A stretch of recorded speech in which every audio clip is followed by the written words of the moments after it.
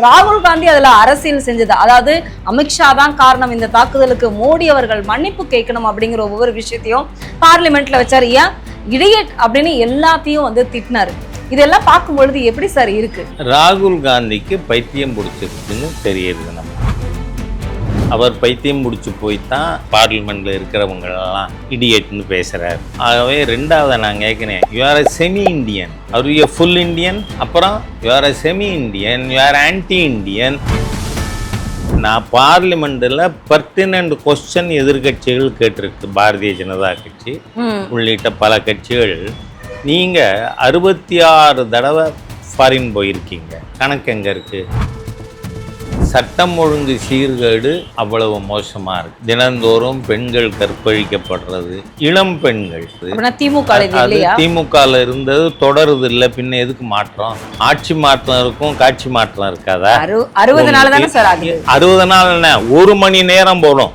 சரியான நபர் வந்து அதில் உட்காந்து நான் I will be a no nonsense chief minister அப்படின்னு விஜய் சொல்லி இருந்தா எந்த பிரச்சனையும் வந்திருக்காது.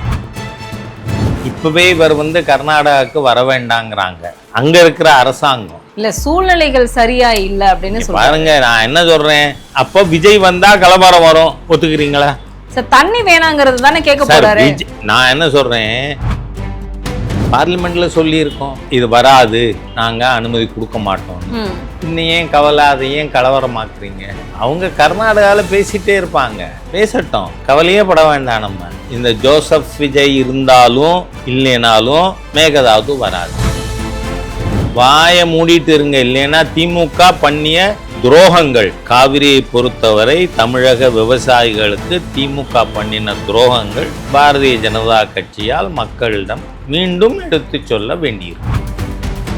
அதிமுகவுடைய நிலைமை ரொம்ப மோசமாக இருக்கு. நான் இன்னொரு கட்சியை பத்தி பேச விரும்பல. அதிமுக கூட்டணி கட்சிகளை அரவணைத்து போயிருந்திருக்குமானால் இந்த மாதிரி மோசமான ஒரு சூழ்நிலை வந்திருக்காதுன்னு பெருவாரியான மக்கள் கருத்து வெளியிலே பேசியிருக்கிறார்கள்.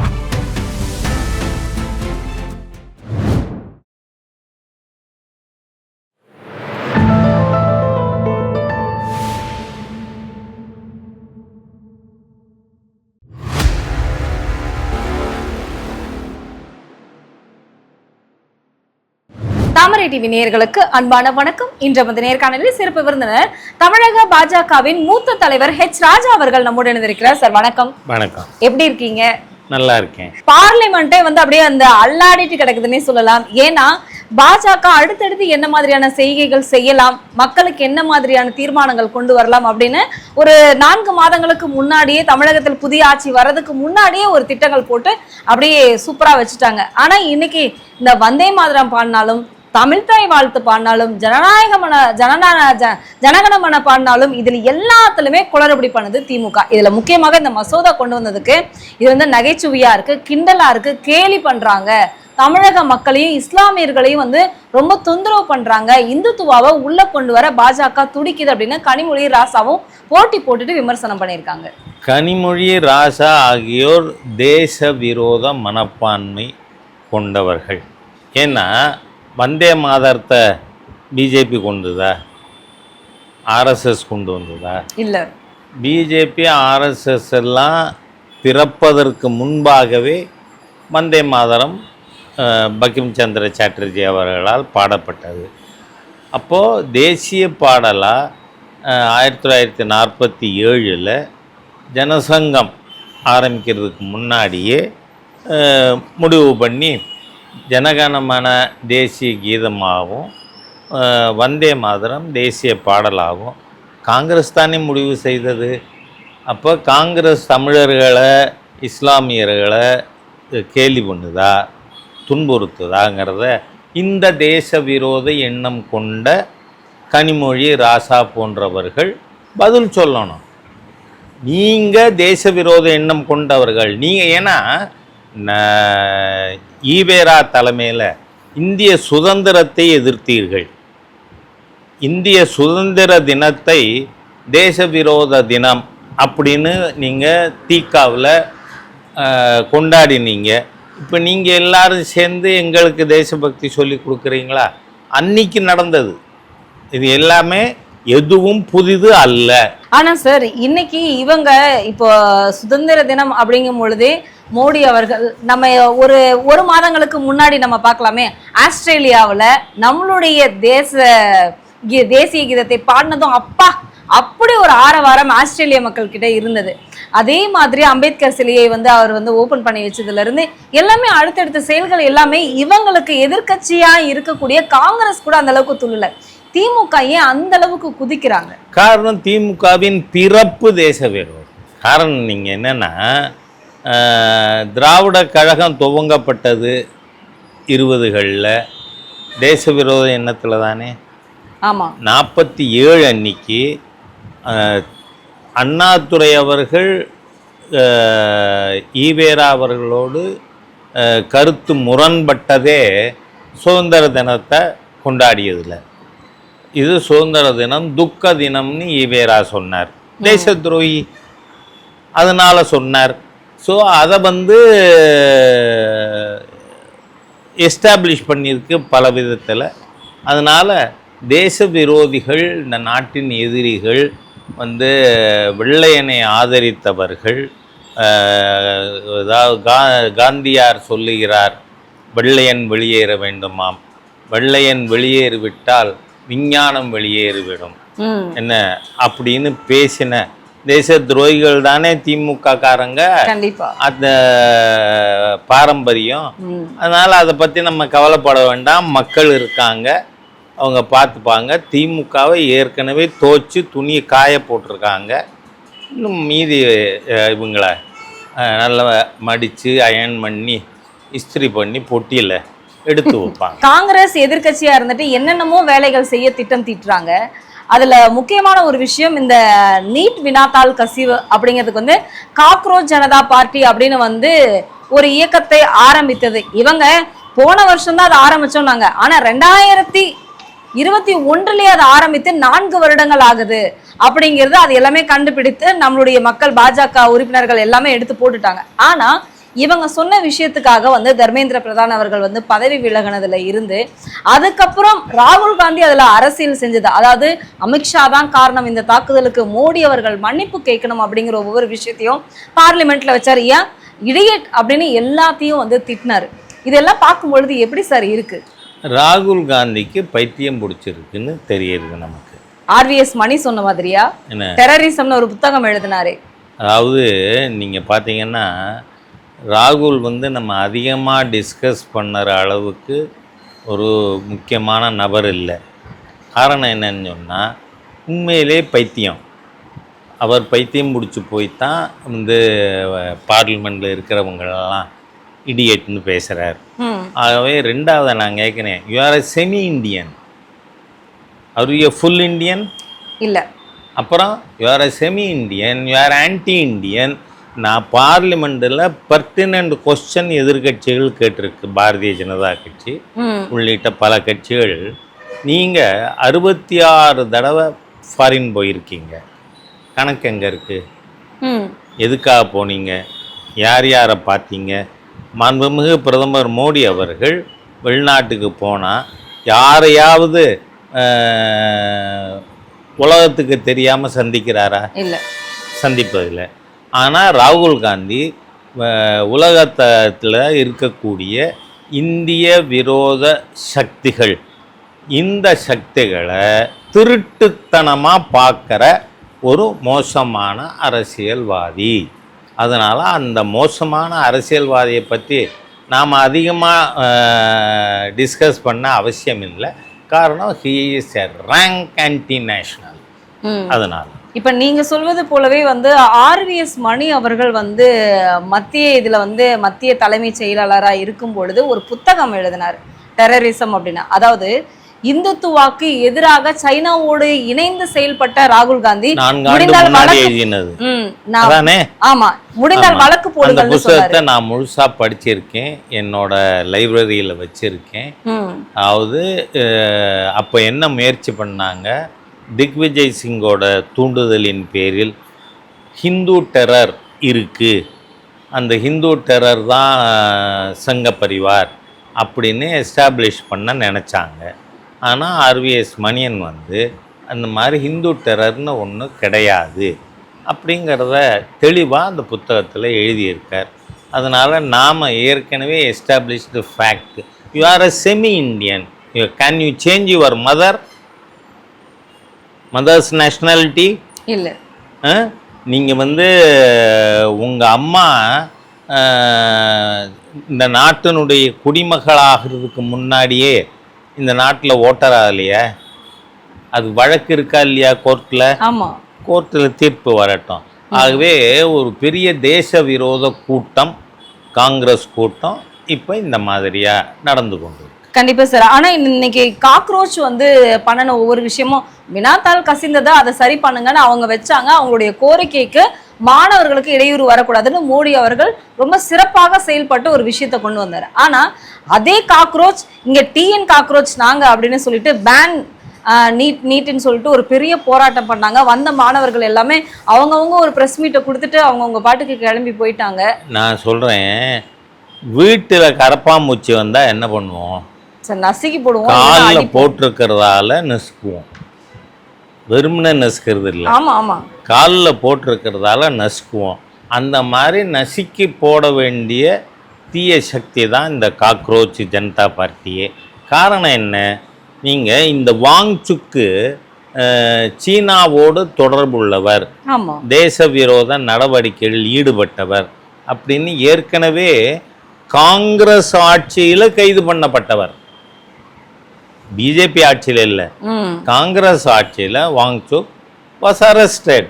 அதனால் இந்த மாதிரியாக தேச விரோத தீய சக்திகளுடைய வலையில் நாம் சிக்கி கொண்டு அதை விவாதிப்பதை விட அவர்களை சட்டம் நடவடிக்கை எடுக்க அனுமதித்து விட்டு நாம் இந்த நாட்டு மக்களுக்கு என்ன செய்யணுமோ அவைகளை செய்வோம். மேகதாட் டேம் இதை பற்றி கண்டிப்பாக நீங்கள் வந்து ஒவ்வொரு விஷயங்களும் நீங்கள் இதுக்கு முன்னாடியே நம்மளுடைய நேர்காணலில் சேனலில் நீங்கள் பேசியிருந்தீங்க. மேகதாது அணை வந்து கோர்ட்டில் இருக்குது, அதுக்கு மோடி அவர்கள் விடமாட்டார், சமரசமான ஒரு விஷயம் நடக்கும் அப்படின்னு நீங்கள் சொன்னீங்க, மக்களுக்கு நல்லது நடக்கும்னு.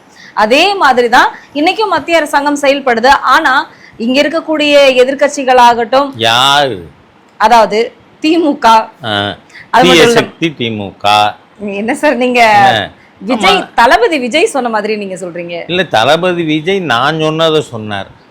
நீங்க பாத்தீங்கன்னா இந்த தளபதி விஜய்ங்கிறத விடுங்க, ஜோசப் விஜய். ஏன்னா முதல்ல இவரை ஜோசப் விஜய்னு இந்த உலகத்துக்கு சொன்னது ஹெச் ராஜா. தெரியும் சார், அவங்க அப்பா அம்மாவே மறந்துருப்பாங்க விஜய்ங்கிற பேரை தவிர. ஜோசப் விஜய் பதவி பிரமாணம் எடுத்துக்கிறது எப்படி எடுத்துட்டார்? முதலமைச்சரா பதவி எடுத்துக்கும் பொழுது தன்னை என்னவா சொல்லிட்டார்? Joseph Vijay. Joseph Vijay, Joseph Vijay தான் அவர். அதுக்கு முன்னாடி விஜய். இங்க பாருங்க, நீங்க அதெல்லாம் இல்லை, அதுக்கு முன்னாடியே நான் ஜோசப் விஜய்ன்றத சொல்லும் பொழுது அவரோட லெட்டர் ஹெட்டை நான் வந்து என்னோட சோஷியல் மீடியாவிலையும் பத்திரிகைக்கும் கொடுத்தேன். அவர் ஜோசப் விஜய், தன்னை ஜோசப் விஜய்ன்னு தான் அவரோட பேர், அவரோட அடையாளம், அதை காட்டி கொண்டிருக்கிறவர். அதனால் அந்த ஜோசப் விஜய் இப்போ வந்து நிர்வாகம் எந்த மாதிரி இருக்குது அப்படின்னு நீங்கள் பார்த்தீங்கன்னா, சட்டம் ஒழுங்கு சீர்கேடு அவ்வளவு மோசமாக இருக்குது. தினந்தோறும் பெண்கள் கற்பழிக்கப்படுறது, இளம் பெண்கள், அதாவது மைனர் கேர்ள்ஸ், அவங்க வந்து கற்பழிக்கப்படுறது. திமுகவில் இருந்தது தொடருது இல்லை, பின்ன எதுக்கு மாற்றம்? ஆட்சி மாற்றம் இருக்கும், காட்சி மாற்றம் இருக்காதா? 60 நாள் தானே சார் ஆகுது. 60 நாள் என்ன, 1 மணி நேரம் போடும். சரியான நபர் வந்து அதில் உட்காந்து நான் I will be a no nonsense chief minister அப்படின்னு விஜய் சொல்லியிருந்தா எந்த பிரச்சனையும் வந்திருக்காது. நீங்கள் அதே அதுவும் மின்சாரத்துறையில் இன்னைக்கு எத்தனை ஊழல், தினந்தோறும் மின்வெட்டு. இதுக்கு முன்னாடி இல்லை, திமுக ஆட்சியில் கூட இந்த மாதிரி மின்வெட்டு டெய்லி கிடையாது. ஆனால் இப்போ டெய்லி மின்வெட்டு. நீங்கள் இப்போ உங்கள் நிறுவனத்துக்கு பில்லு கூடியிருக்கா கூட இல்லையா? அது விஜய் வந்தப்புறம் தானே. இந்த 60 நாள்ல தானே. ஆகவே ஆளத் தெரியாத, அதாவது கிராமத்தில் ஒரு பழமொழி சொல்லுவாங்க, ஆடத் தெரியாதவ தெரு கோணல்னு சொன்னாலாம் அப்படின்னு சொல்லுவாங்க. ஒரு பெண்ணுக்கு ஆடத் தெரியாது, தப்பாக நினச்சிடக்கூடாது யாரும். ஒரு பெண்ணுக்கு ஆடத் தெரியாது, ஆனால் அவள் வந்து ஏம்மா சரியா ஆடலைன்னா தெரு கோணலாக இருக்குன்னு சொன்னாள் அப்படின்னு சொல்லுவாங்க. ஆடத் தெரியாதவள் தெருக்கோணல்னு சொன்னா அப்படின்னு சொல்லுவாங்க. அந்த மாதிரி உங்களுக்கு விஜய்க்கு ஆளத் தெரியவில்லை. ஆளத் தெரியாத விஜய் இப்போ வந்து முந்தைய அரசாங்கத்தை குறை சொல்கிறார். முந்தைய அரசாங்கத்தை குறை சொல்லணுன்னா நீங்கள் எதுக்கு வரணும்? நீங்கள் இன்னும் 2 நாள் இருக்குது. இப்போவே இவர் வந்து கர்நாடகாவுக்கு வர வேண்டாங்கிறாங்க. அங்கே இருக்கிற அரசாங்கம் இல்லை, சூழ்நிலைகள் சரியா இல்லை அப்படின்னு பாருங்க. நான் என்ன சொல்கிறேன், அப்போ விஜய் வந்தால் கலவரம் வரும், ஒத்துக்கிறீங்களா? சார் தண்ணி வேணாங்கிறது தானே கேட்க போறாரு. நான் என்ன சொல்கிறேன், இதை வந்து உங்களுக்கு உண்மை புரியறதுக்காக சொல்கிறேன். ஒரு ஊடகத்திலிருந்து நீங்கள் விஷயங்களை மறந்துடக்கூடாது. பாரதிய ஜனதா கட்சி சார்பில் தஞ்சாவூரில் வந்து காவிரிக்காக ஆர்ப்பாட்டம் நடக்குது. ஆமாம், மத்தியில் ஆளுங்கட்சியாக இருந்தாலும் நாம் ஆர்ப்பாட்டம். அந்த ஆர்ப்பாட்டத்தில் பிஜேபியில் இருந்து ஓடி போனவங்க எல்லாமும் அன்றைக்கி உட்காந்துருக்காங்க மேடையில். திரு நயினார் நாகேந்திரன் இருக்கார், நான் இருக்கேன், எல்லாரும் இருக்கோம். இருக்கிற பொழுது அன்றைய நீர்வளத்துறை மந்திரி திரு ஷெகாவத் அவர்கள் பாராளுமன்றத்தில் மத்திய அரசாங்கம் இதை அனுமதிக்காதுன்னு சொல்லியிருக்கார். பார்லிமெண்ட்டை விட சுப்ரீம் பாடி வேணுமா உங்களுக்கு? பார்லிமெண்ட்டில் சொல்லியிருக்கோம் வந்து இது வராது, நாங்கள் அனுமதி கொடுக்க மாட்டோம்னு. இன்னும் ஏன் கவலை, அதை ஏன் கலவரமாக்குறீங்க? அவங்க கர்நாடகாவில் பேசிகிட்டே இருப்பாங்க, பேசட்டும், கவலையே பட வேண்டாம். நம்ம என்ன, இந்த ஜோசப் விஜய் இருந்தாலும் இல்லைனாலும் மேகதாது வராது. இப்போ கோர்ட்ல இருக்குது அப்படிங்கிறது. இங்க பாருங்க, நீங்க மத்திய அரசாங்கம், அதாவது உண்மை வந்து தெரியாம நாம பேசுறோம். இல்ல செத்த இருங்க. 1924 இந்த முதல் காவேரி ஒப்பந்தம் வருது. அது 74 புதுப்பிக்கணும். அப்போ துரோகம் பண்ணது கருணாநிதி, திமுக. அந்த சமயத்தில் அந்த 1924 அக்ரிமெண்ட்டில் என்ன சொல்லியிருக்கு, இந்த பக்கத்தில் அணை கட்டுவதாக இருந்தாலும், அதாவது கர்நாடகா பக்கத்தில் அல்லது தமிழ்நாட்டில் பிரதானமாக கேரளா, பாண்டிச்சேரி இந்த மாநிலங்களில் அணை கட்டுவதாக இருந்தால் மத்திய அரசாங்கத்தினுடைய ஒப்புதல் இல்லாமல் கட்ட முடியாதுன்னு. ஆனால் ஹேரங்கி போன்ற அணைகள் வந்து, ஹேமாவதி போன்ற அணைகள் எல்லாம் வந்து தமிழ்நாட்டின் அனுமதி இல்லாமலேயே அவர்கள் கட்டுவதற்கு திமுக அனுமதித்தது. திமுக செய்த துரோகம் இன்றைக்கி தமிழக விவசாயிகள் சொல்லனா துயருக்கு ஆளாகியிருக்காங்க. அதனால் மத்திய அரசாங்கம் அதை அவங்க நீதிமன்றத்துக்கு போனால் நீதிமன்றத்தின் மூலமாக அதுக்கு தீர்வு காண்போம். ஏற்கனவே சட்டத்தின் நிலைப்பாடு 1924 அக்ரிமெண்ட்டு 2 பக்கமும் சம்மதம் கொடுக்கணும், அது கொடுக்காம வயலேஷன் ஆஃப் அக்ரிமெண்ட் இருந்தது. காரணம் என்ன? திமுக ஆட்சியில் இருந்தது. அது வயலேட் பண்ணதுக்கு ரீசன் யார்? கருணாநிதி. அதனால் இவர்கள் வயலேட் பண்ணதை இன்னைக்கு இருக்கிற அரசாங்கம் அனுமதிக்காது. அதனால் கர்நாடக அரசாங்கம் இந்த சட்டத்தை மீறி எதுவும் செய்ய முடியாது. நீங்கள் இப்படி சொல்கிறீங்க சார், ஆனால் துரைமுருகன் வந்து ஒரு விஷயத்த வெளிப்படையாக அவர் ஒரு ட்வீட் போட்டிருக்காரு. அது இல்லாமல் ஒரு பத்திரிகை செய்தியை கூட எடுத்து வெளியிட்டிருக்கிறாரு. என்னன்னா, நீதிமன்றம் வந்து மற்ற அரசினுடைய அனுமதி வாங்க வேண்டும் அப்படிங்கிறத வந்து அந்த லெட்டரில், அந்த தீர்ப்பில் வந்து குறிப்பிடவே இல்லை. இன்னொரு விஷயம் என்ன அப்படின்னா, எந்த அரசாக இருந்தாலும் மத்திய அரசுக்கு வந்து இணங்கி போகாது. ஆனால் தாவேகா அரசு பாஜகவினுடைய அடுத்த ஒரு 2.0 தான் செயல்படுது. அதனால அவர் தலை வணங்கி போறாரு. நாங்க போராட்டம் செய்ய இருக்கோம். அது ஆகஸ்ட் நான் 3ஆம் தேதி. கேட்கிறேன், நான் நீங்க பேரே ஏன் போராட்டத்துக்கு அனுமதி தர மாட்டேங்கிறீங்கன்னு கேரங்கி கேக்குறாங்க. ஹேமாவதி அணைகள் கட்டும் பொழுது ஆட்சியில் இருந்தவர்கள் யார்? அதுக்கு எதிரா போராடி இருக்கீங்களா? போராட்டம் நடந்திருக்கா? இல்ல. பின்ன என்ன பேச்சு? வாயை மூடிட்டு இருங்க, இல்லைன்னா திமுக பண்ணிய துரோகங்கள். காவிரியை பொறுத்தவரை தமிழக விவசாயிகளுக்கு திமுக பண்ணின துரோகங்கள் பாரதிய ஜனதா கட்சியால் மக்களிடம் மீண்டும் எடுத்து சொல்ல வேண்டியிருக்கும்.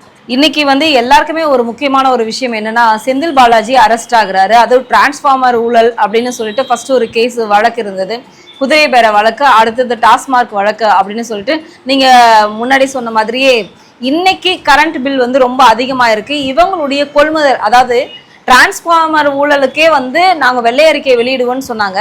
ஆனா பெரிதாக எந்த ஒரு இதுவும் இல்லை. செலவினங்கள் என்ன பண்ணியிருக்காங்கன்னு கூட இவங்க சொல்லவே இல்லை. ஆனா இன்னைக்கு நிதி நிலைமை ரொம்ப மோசமாக இருக்குன்னு தாவேகா அரசு சொல்லுது. நான் என்ன சொல்றேன், தமிழகத்தினுடைய 5 ஆண்டு பட்ஜெட்டை பற்றி, நிதிநிலை பற்றி தெரியாம தான் தாவேகா வந்து அவங்க மேனிஃபெஸ்டோ வெளியிட்டீங்களா? இல்லை இல்லை.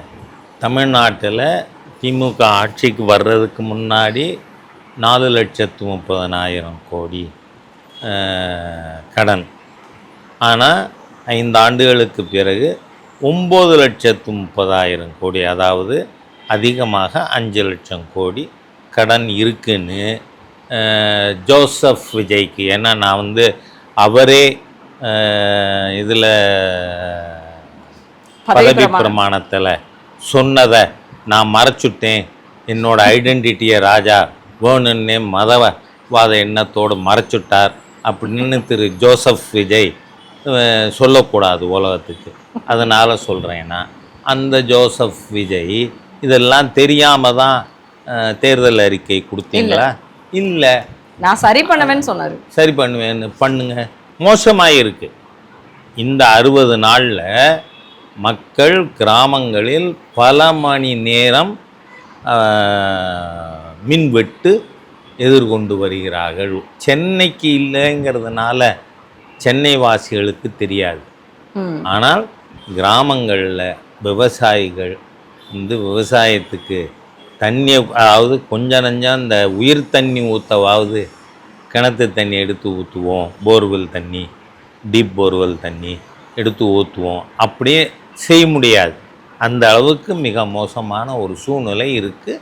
இதை தாவேகா அரசு நீங்கள் வந்து சரி செய்யணும். இல்லைன்னா மக்கள் உங்களை எவ்வளவு வேகமாக கொண்டு வந்தாங்களோ அவ்வளோ வேகமாக விரட்டி விட்டுருவோம். அதற்கான வாய்ப்புகள் இருக்குன்னு சொல்கிறீங்களா? தாராளமாக இருக்குது. ஏன்னா மக்களுக்கு சொரணை இல்லைன்னு நினைக்கிறீங்களா நீங்கள்? இல்லை இருக்குது. மக்கள் நிச்சயமாக சொரணையோடு இந்த ஆட்சி இதெல்லாம் நாங்கள் சரி செய்வோம்னு வந்தாங்க, சரி செய்யலை, அதனால் இந்த ஆட்சியை தூக்கி எறியணும்னு மக்கள் முடிவு செய்வாங்க. மூத்த தலைவர் பாஜகவில் நீங்கள் இன்னைக்கு தாமரையை நோக்கி சூரியன் நகர்ந்து கொண்டு இருக்கிறது அப்படிங்கிற ஒரு செய்தியை வந்து நக்கீரன்லையும் ஜூவிலையும் வெளியிட்டு இருக்காங்க. இந்த நக்கீரன், ஜூவி, இந்த மாதிரி பத்திரிக்கைகளை நீங்கள் எனக்கு உதாரணமாக எடுத்து காட்டலாமா? ஏன்னா இந்த நக்கீரனும் ஜூவியும் நேர்மையான பத்திரிக்கைகள், உண்மையை எழுதக்கூடியவர்கள் அப்படின்னு உங்கள் நெஞ்சை தொட்டு சொல்லுங்க. செய்ய முடியாது. இவங்க பேசினது இந்த 5 வருஷத்தில் பொய்யா ப்ரூவ் ஆனது. ஏன்னா நீங்கள் இவங்க பூரா எல்லாரும் என்ன சொன்னாங்க? திராவிட முன்னேற்ற கழகம் ஆட்சிக்கு வரும். ஆமாம் சொன்னாங்க. எல்லாமே பொய்யா போயிடுச்சு. வந்துதா? இல்லை. அதனால இது அனதர புழுகு, இதுவும் பொய்யா. அதிமுகவுடைய நிலைமை ரொம்ப மோசமாக இருக்கு. நான் இன்னொரு கட்சியை பற்றி பேச விரும்பலை. அதிமுக கூட்டணி கட்சிகளை அரவணைத்து போயிருந்திருக்குமானால் இந்த மாதிரி மோசமான ஒரு சூழ்நிலை வந்திருக்காதுன்னு பெருவாரியான மக்கள் கருத்து வெளியிலே பேசியிருக்கிறார்கள். நான் பொது வெளியில் ஏடிஎம்கேலேருந்து இப்போ வெளியில் போன விஜயபாஸ்கர்கள் அல்லது மற்றவர்கள் அவங்கெல்லாம் என்ன சொன்னாங்களோ அதை உங்களுக்கு ஞாபகம்